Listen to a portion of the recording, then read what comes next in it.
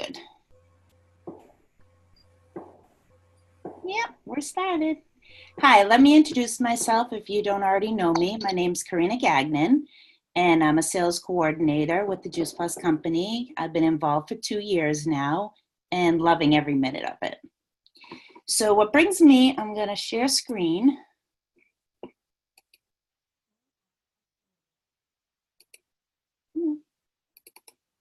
There we go.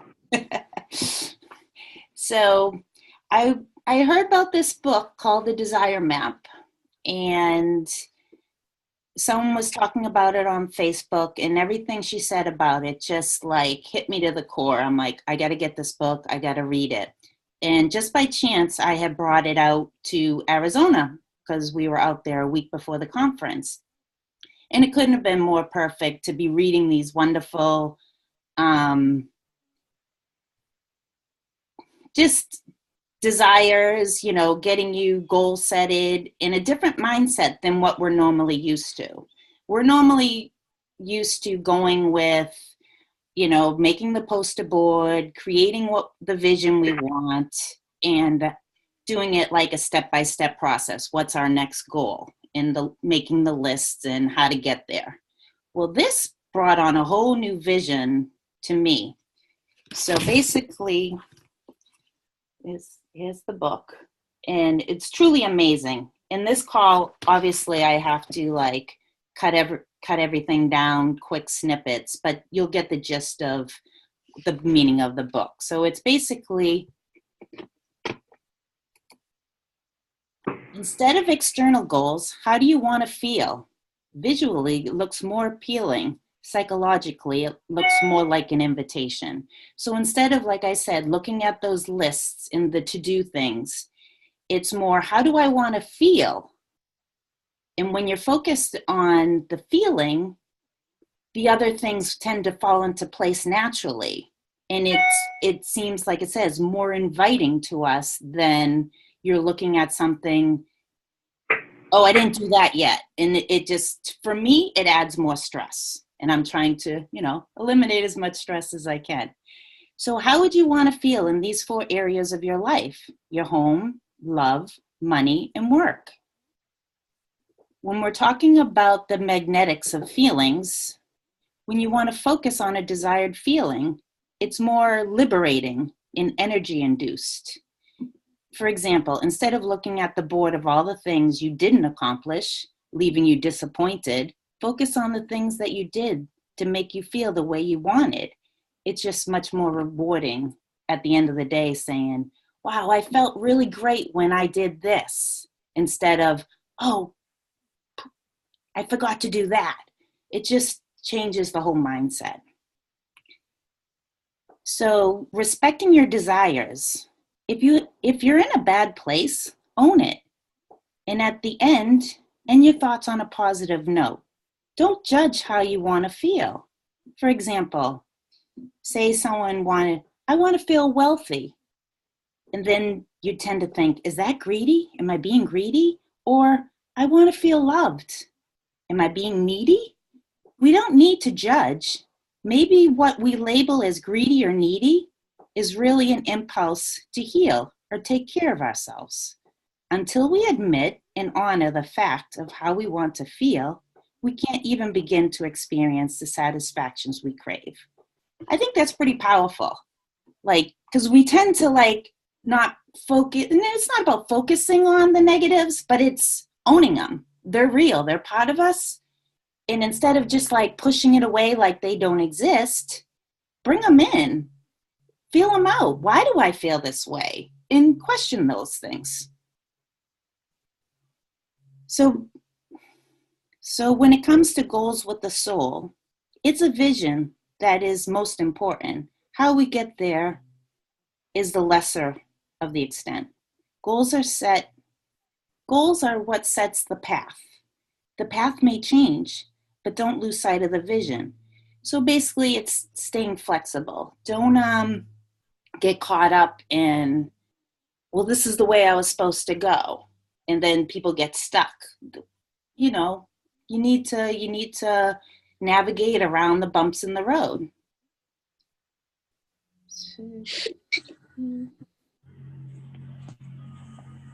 The foundation of a good relationship with intentions and goals is keeping in mind that the primary aim of setting and working towards them is to feel the way you want to feel.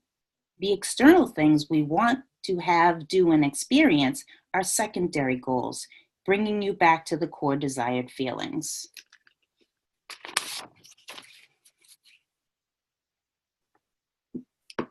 So when we say sincere effort, trust, and faith, there's 3 ways you can get focused.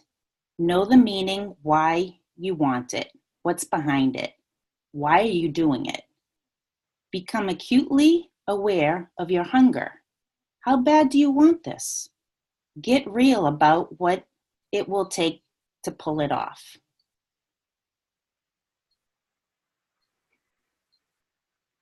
So with resistance, there's a gentleman, they quoted him, Todd Herman, thepeakathlete.com. He works with, he's like a psychologist athlete that works with top performers, Olympians, all this stuff. And he talks about resistance. And the quote is, resistance is a sign that your system is reconfiguring itself towards success.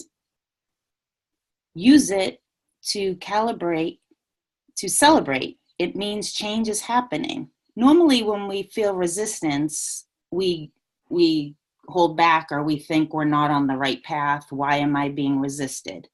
And actually it takes a little for the body to catch up with the mind. The mind gets excited, the endorphins come in, everything's going great, and then all of a sudden it drops off.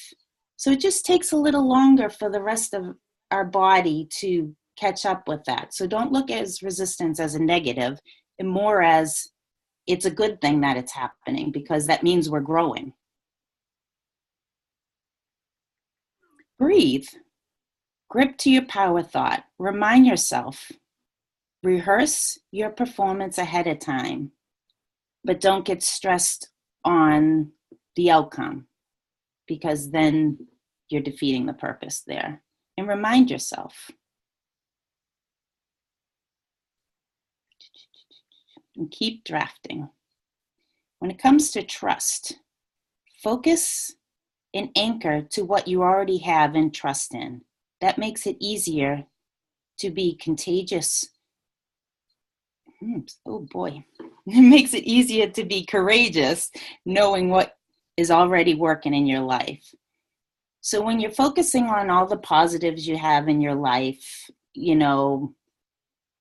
love for your children, your whatever, all those positives that bring that light to you, it's so much easier to go out there and do the uncomfortable because you know you have those positives to lean on.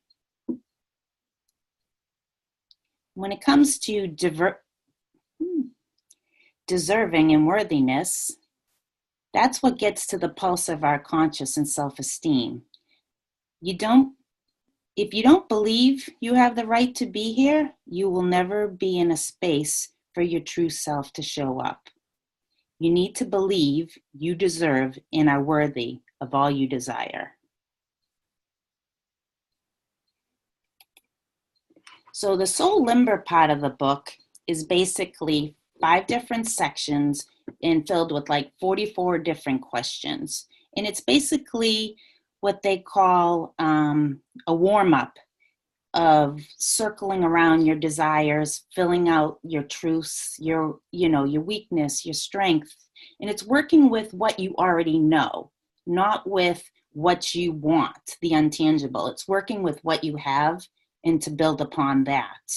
It's taking a journey into, what we already know about ourselves, so then we can grow. Gratitude and what's not working. Gratitude puts everything into perspective. It increases sensations of appreciation. We start off with, I am grateful for this because it's a great way, starting our days, ending our days. It just really fills your soul and your desire on all the positives that are going on in your life. It's healthy to get real about negative emotions as well in your own life. To make a plan to transform them. Like I was saying before, it's good to look at the negatives so that we can reshape them instead of pretending like they don't exist, and they'll tend to creep up again. And you ask yourself, why is this causing me dissatisfaction? We might be surprised with the answers we come up with. Use it as a quick pit stop on the appreciation highway. Go back to the positives as quickly as possible.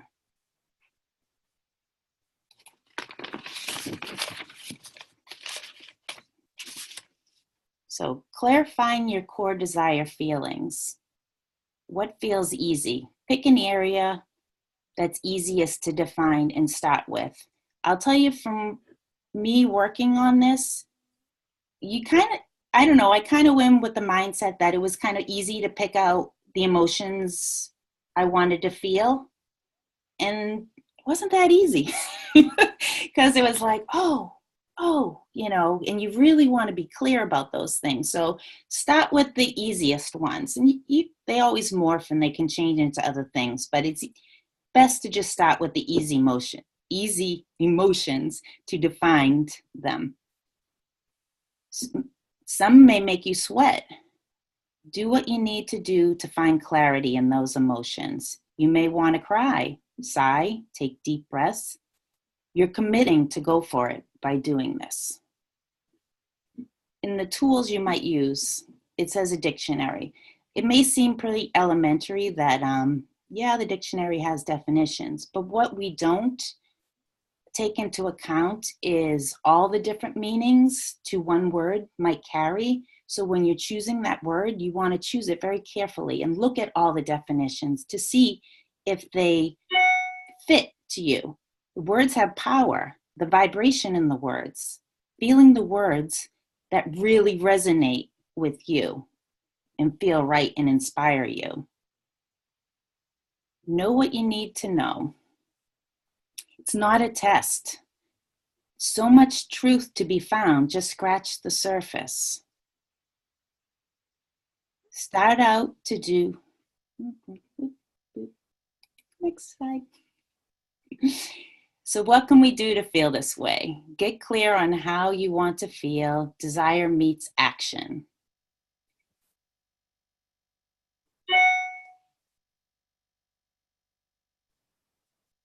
Okay. Set out to do 3 or 4 things a year with gusto and excellence rather than a dozen sufficiently. A few amazing endeavors will far outweigh anything you could gain from doing a bunch of things halfway. So it's not about quantity, it's about quality. And the quality of how it, made you feel is really what's going to brighten you up and keep you motivated. Not, and I'm speaking for myself. I mean, this resonates with me, and I'm hoping it resonates with someone else out there. It's not like a checklist. Oh, I had to do that. I had to do that. I had to do that. Say, oh my gosh, I felt so great when I did this and when I did that. And those things I connect with, and those things uplift me and make me more motivated. So it's what thrills you. Never mind if it's daunting or unreasonable. What are you most enthusiastic about? And when we get scared, everything's a progress. You can change your mind. Just do something. Motion is better than status. Suit up and head out.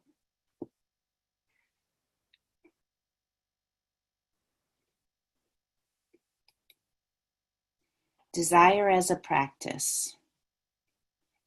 As a matter of the course, plan your week, month of core desired feelings. Recite those feelings before you fall asleep and when you first wake up in the morning. Put it in writing. Use core desires as a mantra throughout your day. And when things suck, because we all know they do at times, accept it, face it, full on, and then turn it around. and point it towards the positive. I'm really looking forward to feeling like this. Maybe you'd be grateful for it someday and look back on that positive list.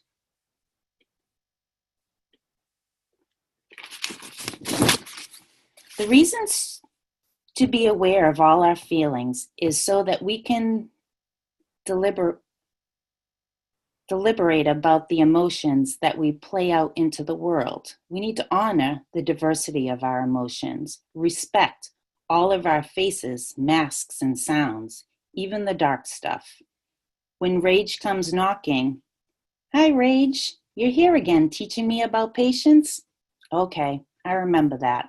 Instead of either stewing in it or pushing it away, meet it head on, turn it around, look at the positive of it. When you accept the darkness within ourselves without guilt, you truly become free.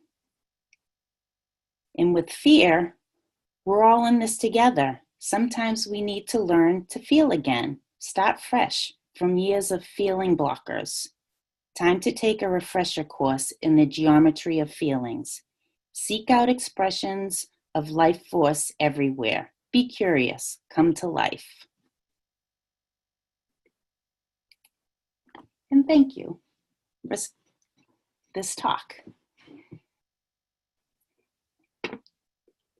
Does anyone have any questions they might want to ask?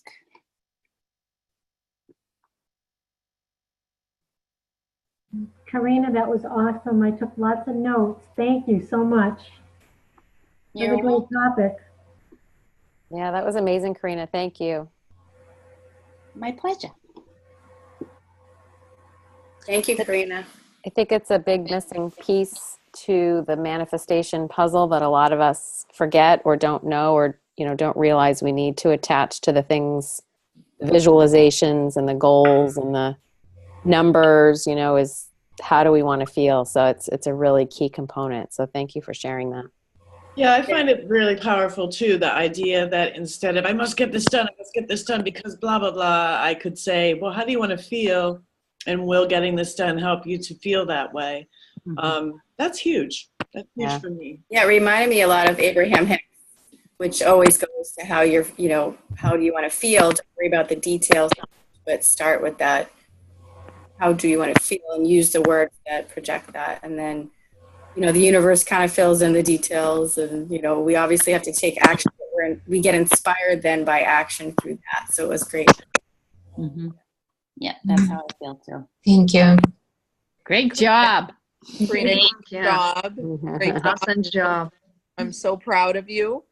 And what I felt is overall what I'm walking away with is just, it sounds like a book that gives us permission to be kind to ourselves. Yeah. Develop a repertoire of language that allows us to be kind to ourselves.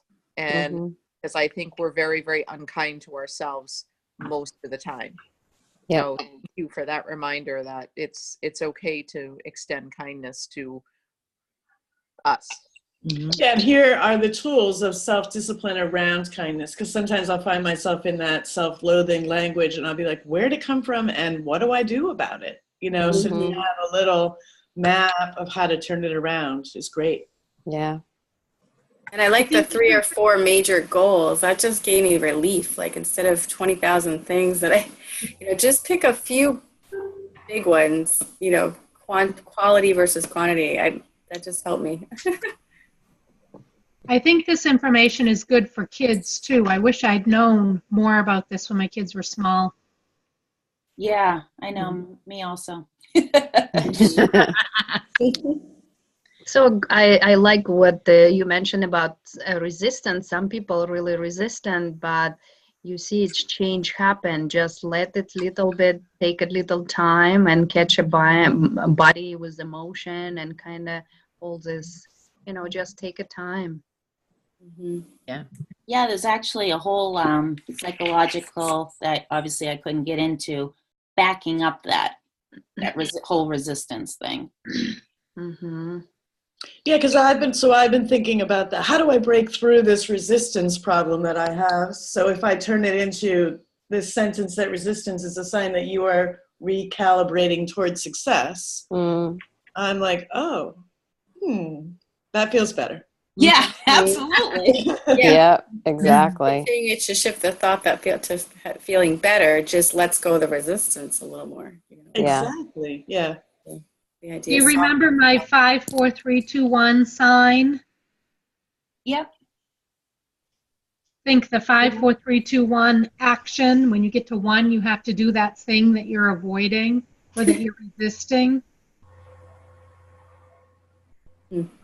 Just go for it. 5, 3, 4, 1, right? Or 5, 4, 3, 1.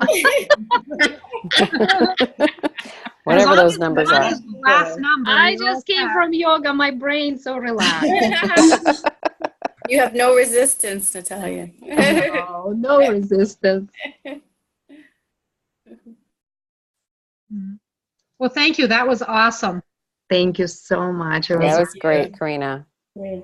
And I Good have job. information for the next call if anyone needs the number. So the next I do. call, I do. it's Don't Let Cancer Beat You, Nutrition Matters.